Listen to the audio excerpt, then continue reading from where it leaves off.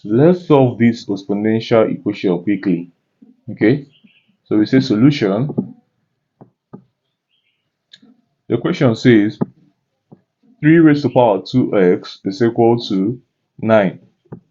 Now, when you see this kind of equation, the first thing to do is to make sure that you have the same basis both on the left hand side and the right hand side.